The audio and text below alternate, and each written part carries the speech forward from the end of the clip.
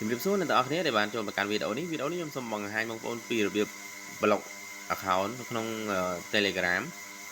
បើសិនជាមានអ្នកណាម្នាក់នៅក្នុង Telegram គេឆាតមករញ៉េរញ៉ៃឬក៏អាចនឹង group ណាមួយចូលមកក្នុង Telegram យើងដោយយើងមិនចង់ឲ្យវាមានទៀតយើងអាច block ហើយនឹង delete វាចោលបាន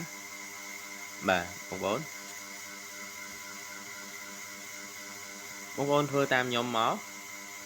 បងប្អូនគ្រាន់តែចុចទៅលើ account មួយណាដែលបងប្អូនចង់ block ខ្ញុំសូមឧទាហរណ៍ថា account មួយនេះចុះបាទគឺ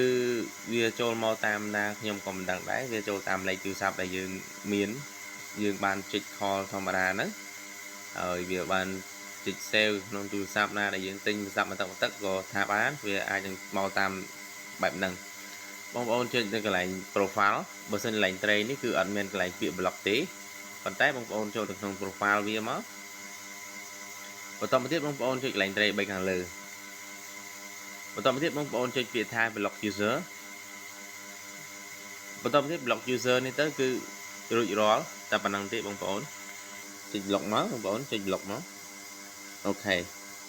ហើយបើសិនជាយើង unblock គឺ unblock កន្លែងនេះហើយបើសិនជាយើង block ហើយ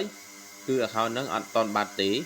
នៅដដែលទេបើយើងមិនចង់ឃើញយើងចុចកន្លែង trace 3ហ្នឹងដដែលកន្លែង trace 3មិនដដែលមកចុច profile មកហើយចុច trace 3មួយទៀតបងប្អូនចុចdelete contact ព្រោះអីលេខទូរស័ព្ទហ្នឹងបាន add contact របស់យើងនៅក្នុងទូរស័ព្ទរបស់យើងហើយមានន័យថាវាមិនភ្ជាប់មួយ SIM ទេអាចនឹងភ្ជាប់ជាមួយទូរស័ព្ទដែលយើងបានទិញបន្ទឹកមកចុច delete contact ហ្នឹងមកអូខេនេះឈ្មោះ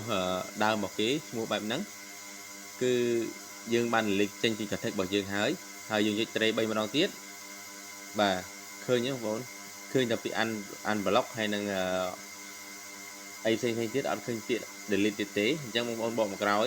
ថយអស់បាទរកពាក្យនឹងឈ្មោះនឹងដែរហើយយើងបន្តមកចុចឲ្យជាប់ហើយចុចកន្លែងធុងសម្រាមនេះបន្តទៀតចុច delete chat ចោលអូខេបាត់ហើយក៏ចេញពី contact យើងបាត់ដែរគេមិនអាចឆាតរបស់យើងរញ៉េរញ៉ៃបានទៀតទេព្រោះអីយើងបាន block ហើយយើង delete contact ចោល